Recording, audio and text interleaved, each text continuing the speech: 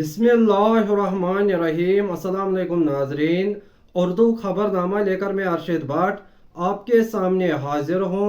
नज़र डालते हैं आज की अहम खबरों पर। आम आदमी पार्टी के सीनियर लीडर और राज्यसभा के रुकन पार्लियामेंट संजय सिंह ने इल्ज़ाम आयद किया है कि उन्हें श्रीनगर के गेस्ट हाउस में पुलिस ने नज़रबंद कर दिया है और साबिक वज़ीर आला डॉक्टर फारूक अब्दुल्ला को भी उनसे मुलाकात करने की इजाज़त नहीं दी गई। उन्होंने मज़ीद कहा कि आम आदमी पार्टी के एमपी इमरान हुसैन और दीगर साथियों को भी गेस्ट हाउस से बाहर निकलने की इजाज़त नहीं दी गई। संजय सिंह ने एक वीडियो भी शेयर किया, आइए देखते हैं। हम लोग यहाँ श्रीनगर में हैं मौजूद और लोकतंत्र के अंदर हक के लिए आवाज़ उठाना ये हमारा संवैधानिक अधिकार है, लोकतांत्रिक अधिकार है। और आज महराज मलिक के गिरफ्तारी के खिलाफ आंदोलन था, प्रेस कॉन्फ्रेंस थी, लेकिन तानाशाही का आलम यह है कि आप देख सकते हैं कि गेट पे पुलिस लगी हुई है, पूरा इसको छावनी बना के रखा हुआ है। किसी को बाहर जाने की इजाज़त नहीं है, प्रेस कॉन्फ्रेंस करने की इजाज़त नहीं है, किसी को भी बताने को भी तैयार नहीं है कि किस वजह से रोका गया है, क्यों यहाँ पे रोका गया है। मुझे, इमरान हुसैन जो यहाँ के प्रभारी हैं, हमारे पूर्व मंत्री हैं, एमएलए हैं, तो ये एक आप देख सकते हैं कि किस प्रकार की तानाशाही चल रही है कि प्रशासन ये तक बताने के लिए तैयार नहीं है कि क्यों, किस वजह से हमें रोका गया है। क्या आंदोलन करना जुर्म है? क्या लोकतंत्र में प्रेस कॉन्फ्रेंस करना जुर्म है? क्या लोकतंत्र के अंदर एक अवैध गिरफ्तारी के खिलाफ आवाज उठाना जुर्म है? और तानाशाही का आलम यह कि एक राज्यसभा सांसद को ये लोग बताने को तैयार नहीं है कि क्यों यहां रोका गया है। जी खंडन कर रहे हैं कॉन्स्टिट्यूशन का खंडन कर रहे हैं। आप देख रहे हो सलाम करना चाहता था, मगर ये सलाम करने पे नहीं दिया, मिलने नहीं दे रहे हैं, निकलने नहीं दे रहे हैं, जो इनसे बंटवारा कर रहे हैं। देखिए पुलिस दरबार ये हाल देखिए, ये मालिक बैठे हैं। रियासत में एक स्टेट की गवर्नमेंट है, आवाम की गवर्नमेंट है। कई बार के आप मुख्यमंत्री मगर आपको मालिक अंदर नहीं आने दे रहे हैं, मिलने नहीं दे रहे हैं। लेफ्टिनेंट गवर्नर वो मालिक है पुलिस वालों का। ये हाल देखो,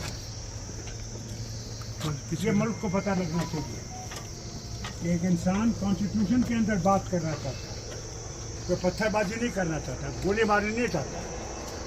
आप मिलने क्यों नहीं दे रहे हैं भाई? नहीं जा रहे। कौन सा अपराध है? ये हाल है। वो मेंबर ऑफ पार्लियामेंट है, इस राज्य के कई बार मुख्यमंत्री रह चुके हैं, मैं मेंबर ऑफ पार्लियामेंट हूँ, आप मिलने क्यों नहीं दे रहे हैं? ये हाल इसमें कौन सी ऐसी बात है? हमने कौन सा यार हमला है करना इसमें है? कौन सी ऐसी बात है?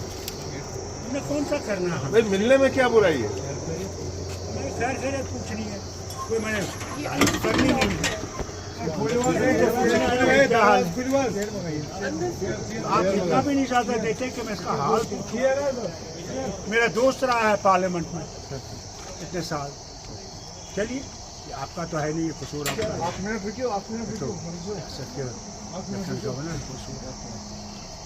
चलिए। अच्छा संजय, खुदा हाफिज। तो ये क्या परेशानी, मुलाकात तो करने दीजिए। जनाब, लेफ्टिनेंट गवर्नर के ऑर्डर ऐसे हैं, मालिक वो बैठा हुआ है, हुकूमत हमारी है, मालिक वो है। ये देखिए, ये इस रियासत। महराज मलिक के वालिद ने आज जम्मू में एक प्रेस कॉन्फ्रेंस से खिताब किया, आइए सुनते हैं।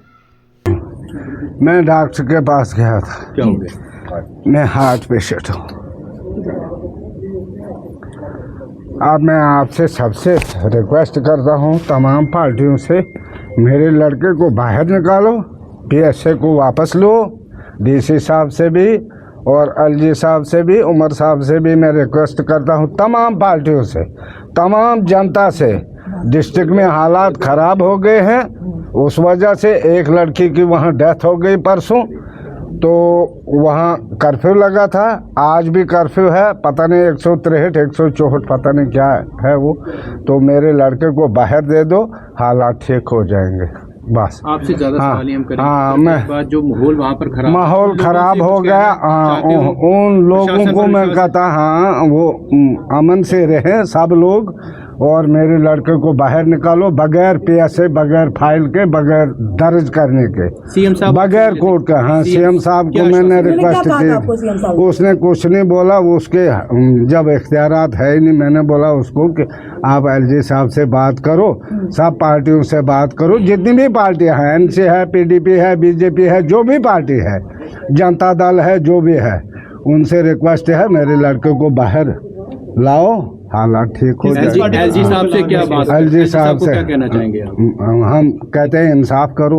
उसकी 4 बेटियां हैं, 2 मतलब एक सीरियस है, बीमार है, वो एक 2.5 महीने की है, वो बिल्कुल छोटी है, 2.5 महीने की एक लड़की है, वो सिर्फ रोती है, उसकी माँ भी रोती है, उसकी बीवी भी रोती है। ये ठीक नहीं है, इतना जुल्म हम सह नहीं सकेंगे। आपको मिलने दिया? कहाँ महराज से मिलने दिया अभी तक? नहीं, अभी नहीं मिल गया। मैंने क्या मिलना है उसने जो भी किया उसकी मैं माफ़ी मांगता हूँ। जो भी किसी पार्टी के साथ है उसको, उसका मैं माजरत ख्वाह हूँ। देखिए, मैं आपको बता दूं कि इनके फादर साहब की तबीयत ठीक नहीं है। महराज मलिक जी के ये फादर है, मेरी सेहत ठीक नहीं है, इनका बीपी लो है, ये अभी हॉस्पिटल से ही आए हैं। अभी आए हैं। इन्होंने आपके सामने रिक्वेस्ट की है एलजी साहब से और सीएम उमर साहब से कि मिलजुल कर जिस तरह मोदी साहब से भी कि जिस तरह भी होता है अमित शाह साहब के से भी, जिस तरह से भी होता है, ये पीएसए जो है वो रिवोक करवाया जाए। क्योंकि महराज मलिक जी की 4 बेटियां हैं, एक बेटी 2.5 महीने की है, फादर पेशेंट है, हार्ट पेशेंट है। उसका कसूर यही था कि वो मजलूम के लिए आवाज उठाता था। आज वही जब दिल्ली से संजय सिंह जी आए और हमारे ऑनरेबल इमरान हुसैन जी आए, वो कश्मीर गए, वहां पे हाउस अरेस्ट कर लिया गया और लाल चौक सीज कर दिया गया, प्रेस क्लब सीज कर दिया गया और वहां पे उनको सीज करके गेस्ट हाउस में बिठा दिया गया। उसके बाद डोडा में 500 से 1000 लोग जो है उनको कौन से थाने में लिया गया है, कहां लिया गया है, कोई पता नहीं है। तो हम आपको बताना चाहते हैं, हम रिक्वेस्ट करना चाहते हैं प्रशासन से कि इतनी तानाशाही मत कीजिए लोगों पे, और लोगों से भी अपील करना चाहते हैं कि आप पीसफुल प्रोटेस्ट कीजिए, पीसफुल रहिए, लेकिन प्रशासन अगर उनको भड़काने की कोशिश कर रहा है, आप मत बहकिए। ये हिंदुस्तान का आईन है, डेमोक्रेसी है, डेमोक्रेसी को ऐसे खराब मत करो। चाहे कोई भी पार्टी है, जिस पार्टी से जो भी है, सबको चाहिए इंसाफ। ये मैं चाहता हूँ इंसाफ दे। अगर एलजी साहब आपकी बात गौर नहीं करते, क्या कोर्ट की तरफ जाएंगे? नहीं, मुझे क्या करेगा कोर्ट? मुझे चाहिए एलजी साहब, सरकार है, दिल्ली तक है सरकार, मुझे चाहिए लड़का बाहर, बस। कोर्ट है, आम आदमी पार्टी, गरीब लोग, वो जब चाहते हैं, जो वो चाहते हैं वो चाहिए मुझे। जो स्टेटमेंट महराज ने दिया उसके लिए हाँ, महराज के लिए, महराज जो भी उसने गलती की है, वो माफी मांगने को तैयार है, जो भाषा के वो मांगे या नहीं मांगे, मैं मांग रहा हूँ तमाम। नहीं, अभी नहीं हुई, अभी नहीं हुई। हाँ, मैं तमाम पार्टियों से रिक्वेस्ट करता हूँ, जो शब्दावली उन्होंने प्रयोग की उसी के लिए।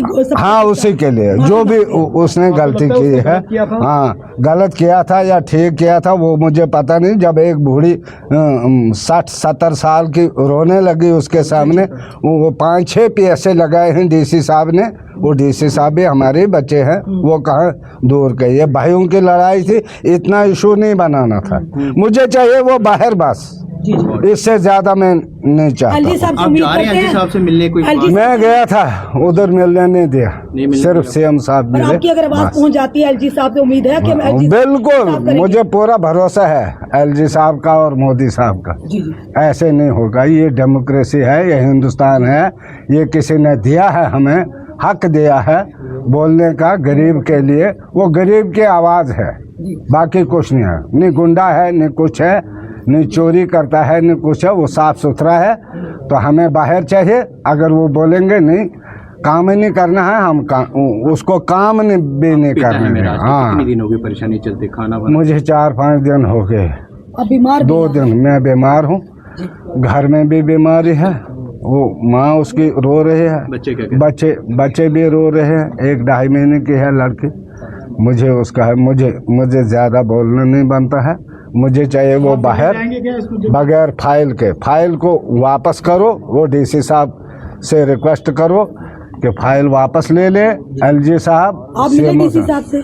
नहीं, कहाँ मिले, वो मैंने भेजा था उसके लिए कि आपने गलत शब्द बोले हैं, जाओ आप डीसी साहब के। तभी उसको वहाँ से पकड़ा, नहीं तो कहाँ वो पकड़ा जाता। तो आपने माफी मांगने के लिए भेजा? हाँ, मैंने बोला कि आप जाओ डीसी साहब को, उसको रिक्वेस्ट करो, चलो देखो उधर वो मिलने जो मैंने और क्या उसके वो बाद मिलने के। हाँ, हमने बोला था जाओ।